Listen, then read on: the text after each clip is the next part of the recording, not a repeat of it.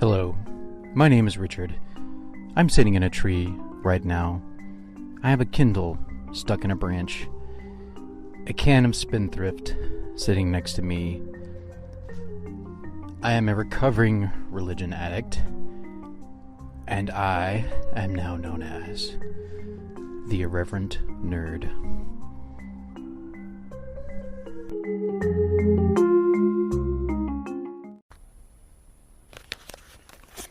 Welcome to this week's episode of the Irreverent Nerd Podcast. Today, I kick off a 5-part series in which I take a look at each of my top 5 favorite Star Trek captains. Check out my Instagram page if you want to find out who the captains 2 through 5 are. I doubt it will surprise you that my number 1 is Jean-Luc Picard. So let's dive in and I'll tell you why he's my favorite. My first reason is this: nostalgia. I grew up on Star Trek: The Next Generation. While I was too young to watch it in 1987 when it first aired, I do remember being very aware of it from a young age. My dad, who is himself a fan of science fiction and grew up watching the original series, watched many an episode live on TV. He also recorded a few on video cassette tapes. He still has some of them, by the way. I don't remember exactly how old I was when I first watched Star Trek TNG, but I do know that it was during the original run, because I remember hearing about Star Trek Generations before it released. They filmed part of it in Arizona, where I lived at the time. The local news reported on it, showing footage of William Shatner and Sir Patrick Stewart climbing up a desert mountain. I recall being excited about that, so I know I already had an affinity for the show as of 1994. But I digress. Jean-Luc Picard was my first Star Trek captain, so for that reason alone, he will always hold a special place in my affections. But that is certainly not the only reason he is my favorite. Where do I begin? Okay, yes. With humanism. Sorry, guys. With humanism. Picard was my first tutor in the philosophy of humanism. I love the episodes in which Picard, often through his relationship with Data, explores what it means to be human. Honestly, TNG could be considered a weekly lesson in anthropology. The many alien cultures the Enterprise crew encounters on their journeys through space are, of course, based on human cultures. And Picard is certainly a student of those cultures. As was, it seems, Gene Roddenberry and his team. You know, you see that even in the original series, as well as, of course, The Next Generation. So, that first bit there was reading, as I actually wrote out my intro. So let me know how I did. I'm trying that out. I want my intros to be nice and smooth so that nobody turns this thing off within the first 2 minutes of listening to the podcast. But I do really want this podcast to be conversational. Because those are the ones I enjoy listening to. I enjoy listening to podcasts that follow an outline, yes, but are conversational. Whether it be an actual conversation between two people, an interviewer or an interviewee, or between two co-hosts, what have you. I enjoy podcasts that are more conversational. But, that being said, I also like an episode to be about what it says in the title, and not go off on a bunch of rabbit trails. And knowing myself, knowing that I probably have ADHD, haven't been diagnosed yet, by the way, but I'm pretty damn sure that I have it. I do want to get tested. Anyway, that's another point. Speaking of which, shiny! No. Sorry, ADHD joke. So I've got an outline here about Jean-Luc Picard and some of the reasons why he is my favorite. Of course, the first one, as I said, is nostalgia. He was my first Star Trek captain, so he's always going to hold a special place in my affections, as I said. Now, around the same time, I was certainly aware of James T. Kirk, and I don't know if I ever watched an original series episode with my dad when I was really young. I'm pretty sure that The Next Generation is what I saw first.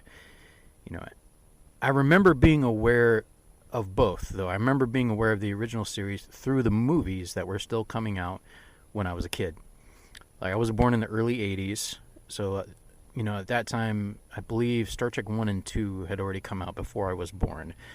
But then I was alive while the rest of them were released. Obviously, I didn't watch them as like a 2, 3, 4, or 5-year-old. A little too intense for someone that age. But I do remember Star Trek 6. I distinctly remember being aware of that coming out. And I had some friends who were also into Star Trek at the time. And I remember like hearing about it, probably seeing advertisements on TV. I think I saw a book at the library, something like that. I just remember being aware of it. Obviously, I was also aware at that point of Star Trek The Next Generation.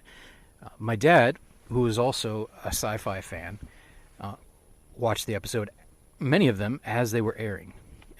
We still have a video cassette. I think it's down either in his basement or in his... He has like a video cassette holder shelf thing. I don't know what you call it. He's got DVDs and VHSs in there. But there's one where he recorded an episode from the late 80s. I think it's either season 1 or... No, it's season 1. Yeah, a season 1 episode. So this is like from 1987 or 88. Tasha Yar was still in it, so it's probably 87. Somewhere in there. Anyway, during the first season... now, it might have been in syndication at the point he recorded it, but I know it was the late 80s because there's an advertisement for a news station, or TV station, I should say, in Utah. And we were living in Utah in the late 80s, me and my family. So I know he recorded it at some point in there, probably when it first came out, which is pretty cool. I think it's that one where Picard and Crusher get stuck on a planet, and there's like, or they fall down a hole or something and get hurt. I might be getting my episodes mixed up, but there's this automated security system that's there on the planet, and I believe Worf and Tasha Yar are out there up on the surface. I believe Riker was also up there, and they're having to fight off these, like, they kind of look like the head of the Star Wars battle droids, except it was just the head and the neck, like, flying around and, like, shooting, I guess, phaser fire, laser fire, one of those two, at them, and they're having to fight against these things. They eventually develop shielding as well, and meanwhile, Picard and Crusher are down. I believe it was Crusher that got hurt, and she had to guide Picard through. So this is one of the early episodes, and like I said, my dad still has it on VHS, which is pretty cool. So anyway, like I said, Star Trek TNG, and then of course the TOS movies, but TNG, was really my first exposure to Star Trek. And that was my first love when it comes to all things Star Trek. And as is probably true for most people, my three favorite characters were Picard, Data, and Geordi. Like, I love the friendship between Data and Geordi.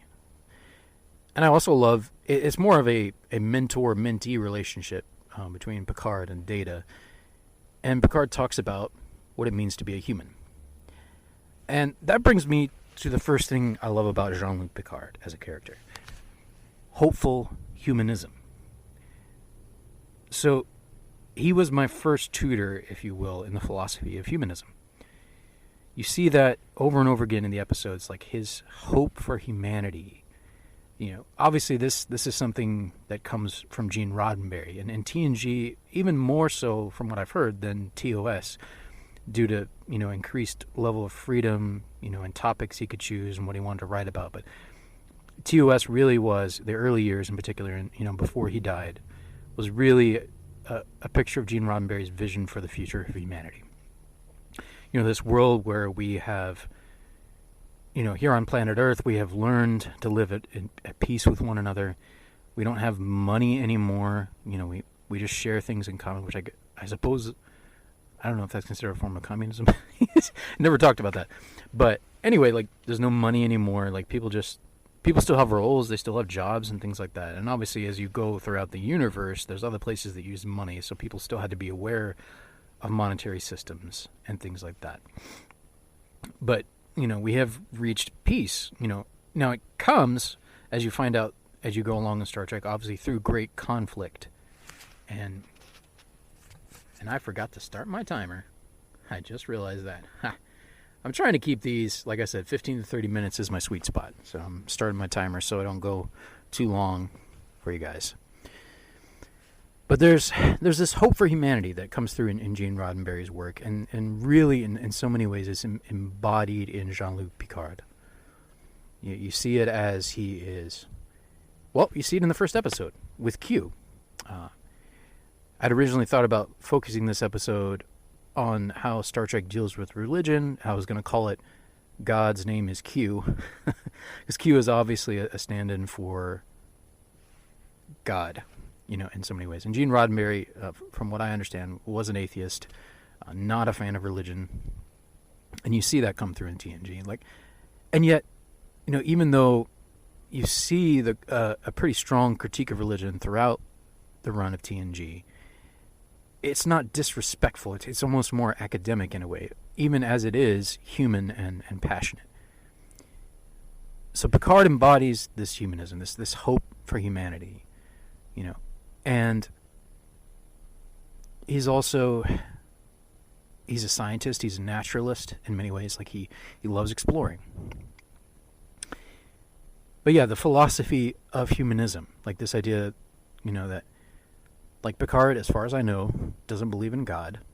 Most of the crew, they don't even talk about God. Even as they encounter many other alien cultures that have religions, they're studying them almost more like scientists. They're encountering them almost more like anthropologists. In fact, in many ways, you could consider each episode, not every episode, like you have some that are a little more clunky and not, but so many of them are like a lesson in anthropology.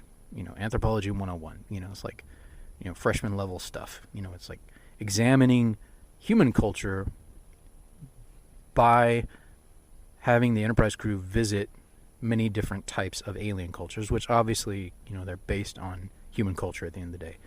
Different elements of human culture are borrowed to inform, the creation of the discrete alien cultures that you see in Star Trek. So it's fascinating in that way, and it did allow me to explore a lot of what it means to be human. And my dad and I even remember, like, as I got older, especially, like, we had talks about humanism. My dad was not a fan of humanism. Like, he's a devoted Christian, and he sees humanism as the worship of humans. So he pointed out the fact that Picard was demonstrating humanism, that as a philosophy, and we had some talks about that, and I'm very grateful for that I was exposed to that my dad talked through that with me, on a philosophical way. Like, he felt it was important for me to know about these things and to be able to compare them to the belief system that I was raised with. So I'm grateful for that. So anyway, so there's that hopeful humanism. One of the second reasons that I've written down here is diplomatic acumen. Talk first, but of course, be ready to fight. And I think that's a good approach to diplomacy in general, is like, talk first. Let's try to talk this out first. In fact, I would probably say talk first, talk second, talk third, and then if you must, fight. Fighting should be the last resort. Now, Picard was certainly ready to defend himself and his crew. If anyone comes out guns blazing and attacks them, they're ready to defend themselves. And I appreciate that. Like, they're not pushovers. They're not doormats. The Enterprise is heavily armed, because they're aware that you go out, even though it's exploration and diplomacy first, they're aware that there are dangers out there and that they're going to face attack. So they're ready for that. But over and over again, you see throughout the course of the Next Generation series, you see Picard, his first inclination is always to talk through things first. Talk through it first. Let's try, if there's a conflict, let's try to resolve it through discussion, through debate, through negotiation. You see him often filling the role. I say often, but a number of times throughout the series, he in a formal sense fulfills the role of mediator between warring factions. In fact, I was just reading a Star Trek comic I've read a few of them over the years, like Star Trek comic books. Like, I'm more a fan of the novels, I guess, when it comes to the expanded universe. But I have read a few of the comics as well, and I was reading one on my Kindle just last night, actually. And it's another situation where there are two warring factions on a planet. One of the factions has appealed to the Federation, has applied for membership in the Federation, but that membership has not been granted yet because there's still a civil war going on their planet. And Picard is coming in, functionally as a mediator between these two cultures. Now, on the one hand, I suppose that can come off as a little arrogant sometimes. It's like, Picard's the great white hope that has to come in and help other cultures solve their problems. You definitely get some of that with Kirk, too. So on the one hand, you could see it that way. And it could, I think there's definitely some of that element in there, which a very American mindset of like, let's come and help the world solve its problems. But on the flip side, like, there is a need, there's a genuine need for diplomacy and for effective mediation. That's genuinely important. Statecraft, if you will call it, like the ability to negotiate with other countries, with other foreign powers, to talk through things. It's very important, when honestly important to the survival of the human race. That's never more clear. I don't know that's ever been more clear in my life than it is right now, as we are on the verge potentially of World War III here. And I don't think I'm exaggerating. Like, I'm genuinely concerned about that, with what's going on in Ukraine. And I have not looked at the news today, so don't hold me to that. This is Tuesday as I'm recording this. I'm going to release it tomorrow. So I'm not sure what's happened as of today, but just as I've been following the news, with Russia invading Ukraine and, just the tete-a-tete, between Biden, Putin, and other world leaders and Putin, this could escalate into that. And obviously our leaders are very aware of that, although I think Biden may have forgotten it the other day when he's like using very strong language, like you don't want to exacerbate the situation by making it personal. In fact, I read an opinion piece on that. It's like, hey, Biden, like, don't make this about you and Putin. Don't make this too personal. Let's keep it macro level a little bit and say, hey, we want to avoid nuclear war here. Legitimately, let's avoid nuclear war. Like, it's not going to be good for anybody if that shit goes down. Which, So that's important. And I love, like Picard, I think for myself and for many others, it would not surprise me at all to find out that there are some people who actually have the job of diplomat who were inspired to pursue it because of watching Star Trek The Next Generation and seeing Captain Jean-Luc Picard. And his inclination is diplomacy first, even more so than James T. Kirk. James T. Kirk is more of a man of action. Picard is more of a thinker and a diplomat first. Now, Kirk certainly filled that role from time to time, but he's a little more hot-headed, more of a man of action first. He has less diplomatic acumen. He still has it. It's still there. But Picard, I would say, is the better diplomat. But again, he can handle himself in a fight, both in person, the dude fought Nausicaans, for crying out loud. And yes, I know they stabbed him through the heart. But still, now he was an idiot to do that, and he knows that. But he fought some Nausicaa. He fought 2 Nausicaans. It took 2 Nausicaans to take him. You know what I'm saying? He can handle himself. And he knows how to fight, in space. He's a tactician, but he's a diplomat first. So, okay. Here's another thing I love about Picard, his compassion for oppressed peoples. And this is something you see consistently throughout Star Trek. But obviously, Jean-Luc Picard embodies it. Like, when he sees a people group being oppressed by another people group, even if it's just an individual entity or being that he sees being harmed or oppressed, he wants to jump in and help protect the being or the beings, plural, who are being oppressed. And he takes action to that effect. Often through diplomacy first, but he will take action, through fighting if he must. in order to rescue others, in order to protect those that don't have the power to protect themselves. You see that over and over again. As I said, throughout Star Trek, but certainly you see Jean-Luc Picard. Where he has to wrestle with it sometimes is when he comes into conflict with the Prime Directive. And honestly, I think even though he certainly sets it aside, he's not as flippant with it as Kirk was, I think. Like, Kirk was very loose and free with the Prime Directive in a way that Picard was not. Even though Picard did set it aside, it came from a very... You could tell he's not just acting instinctively. Like, he's thought it through, fully. And he knows why he's doing it. He knows why he's making that decision. Like, when he sets that aside. So that's sometimes where there's a conflict of like, hey, you're not supposed to intervene in the development of the society, and yet there's oppression going on. Should we do something about it?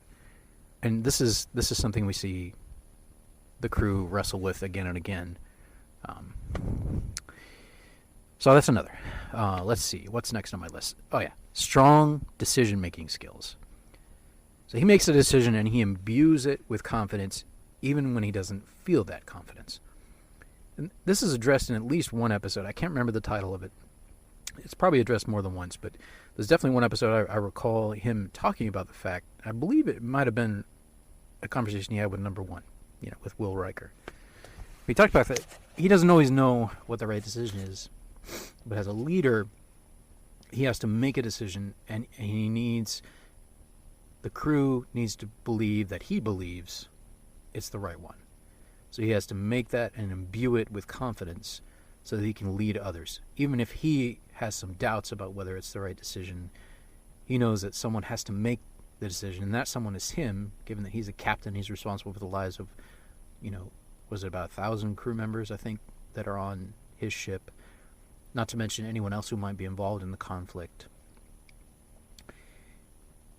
A decision must be made, and he's good at making them.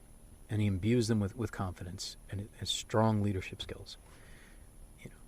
I love that about him. Kirk has that as well. I keep comparing him to Kirk. Like, there's a lot of other captains out there. Pretty much all the captains have that ability, I think. But I love the... I don't know. And some of it just, honestly, is Patrick Stewart's presence. He was theater actor first, member of the Royal Shakespeare Company, Sir Patrick Stewart. He has that presence. He's lost a bit of that in his older years. His voice is not as powerful as it used to be. If you've seen season 1 of Picard, which I'm going to talk a little bit about before this episode ends, but if you've seen season 1 of Picard, you know his voice is not what it once was. Like, he doesn't have that same stage presence, at least not in that series. And like I said, he's getting old. Man's in his 80s, so cut him a break. But when he was young in his prime, like his 40s and 50s, when he was recording TNG, man, you talk about stage presence. And yet, as the series goes on, like, you see this, like, he's also learned how to do the more intimate scenes. Perfect example is the episode The Inner Light. It's on many people's top 5 lists of favorite episodes. Many people's number 1. It's definitely one of my favorites. I think it's definitely in my top 5 TNG episodes, The Inner Light, where Picard lives an entire lifetime, within, 20 minutes or whatever it was, through that special probe that interacts with his mind, and he, literally lives, 30, 40, 50 years in this culture. Awesome episode. You see he's good at the more intimate acting. And some of that he had to learn over time because he had not done television before. He hadn't done a lot of film either at that point. I think he'd been in Dune and a few other things, but he was more of a stage actor. And you definitely see that presence coming out. And in fact, there's quite a few theater actors who get involved in Star Trek, and it is theatrical in many ways, and that's another thing I love about it. But anyway, so Picard is also a philosopher. Obviously, he thinks deeply about things. That's part of the reason why he's a good decision maker. Like, he's thought through a lot of these issues already and has come to conclusions for himself, things that he's confident about.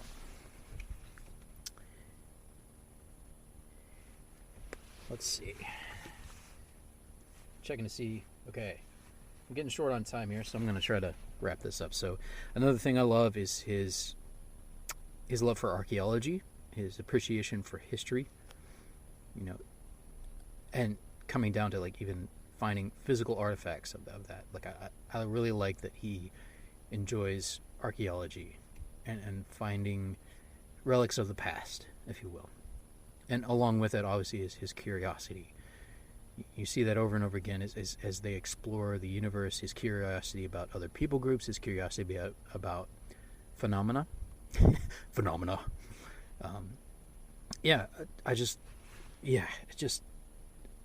I love Picard, okay? It's one of my favorites. So, before I wrap up here, take a couple minutes to talk about Picard. Now, I have not seen any of season 2 yet, because I'm sort of going in cycles with my streaming services. So I'll keep one streaming service for a while, like as a series that I like is releasing new episodes. For instance, I have Apple TV Plus right now. I got it this time around because the season 3 of Servant, M. Night Shyamalan's Servant, which I highly recommend. Not to everybody, because it's pretty rough, but it's brilliantly done. That just wrapped up. And then The Morning Show, my wife and I have been watching that together. Also really well done. I'm not sure if the season is finished yet, but we're not finished with it yet. But when we finish those, I'll probably end that subscription, and then I plan to sign to Paramount Plus so I can get caught up with Picard Season 2, which I've been excited about. Like, ever since I heard that Guinan was going to be on it, I was like, oh yeah. And I've seen just little bits and pieces that there's going to be more about the Borg and 7 of 9, and please forgive me those of you who are already in the midst of watching it. I'm not ashamed, and like I said, I'm trying to balance my streaming costs, so I have good reasons for it, but I'm looking forward to getting caught up with that. And so I'll talk more about that probably at a later date. But yeah, I enjoyed season 1. It was definitely different. Picard felt more like Patrick Stewart to me than Picard, if that makes any sense. And maybe some of that is just simply because Patrick Stewart has grown and evolved as a person. I mean, obviously, like over the last 30 years, like he's a different person now than he was when he was doing TNG. So I think some of that comes through in Picard, but you still see like his humanitarian efforts, like his hopeful humanism, his compassion. Like you still see that in him in the series, and I love it. And okay, I'm gonna geek out for just a minute here, or nerd out, however you want to say it.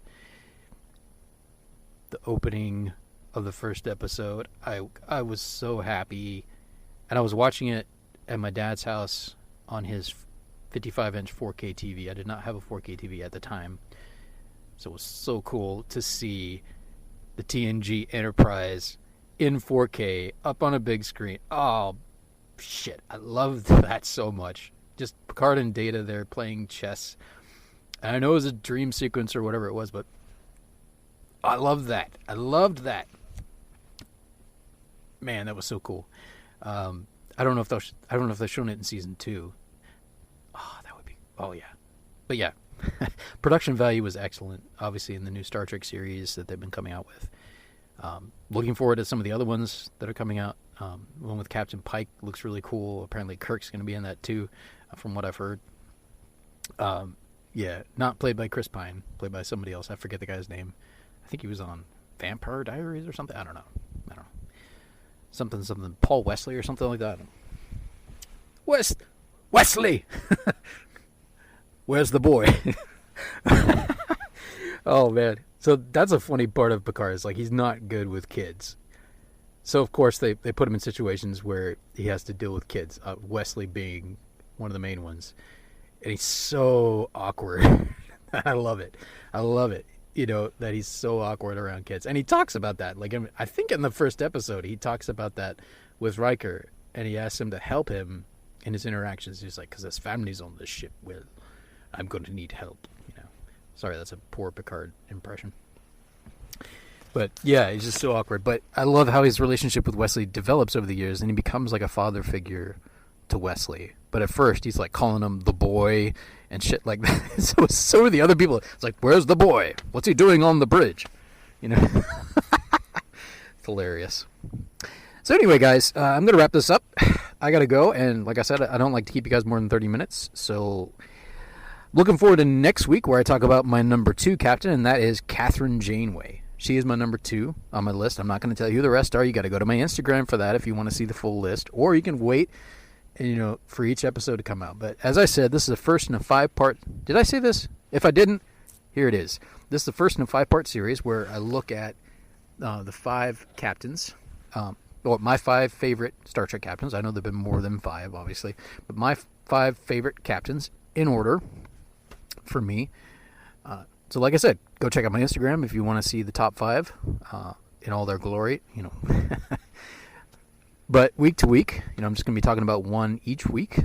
So this week was Jean-Luc. Next week will be Catherine Janeway. And Voyager, just a little preview, Voyager was the first series that I started watching as it was coming out.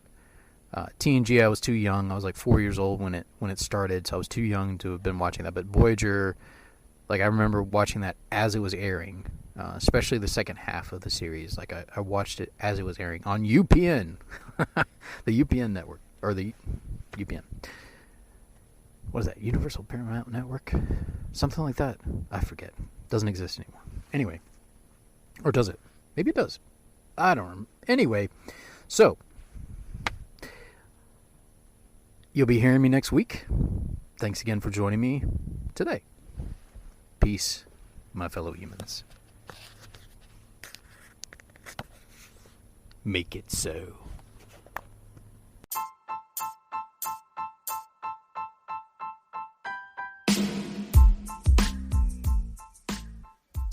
Thank you for joining me for today's episode of the Irreverent Nerd Podcast. Follow me on Instagram at irreverent_nerd. That's at irreverent_nerd. You can also check out my YouTube channel, appropriately titled Irreverent Nerd. If you would like to send me a voice message to be included in a future episode, please go to anchor.fm/irreverentnerd/message and drop me a line. Stay weird, my fellow nerds. Until next time, may the Force be with you. Make it so. Avengers assemble! I'm Batman.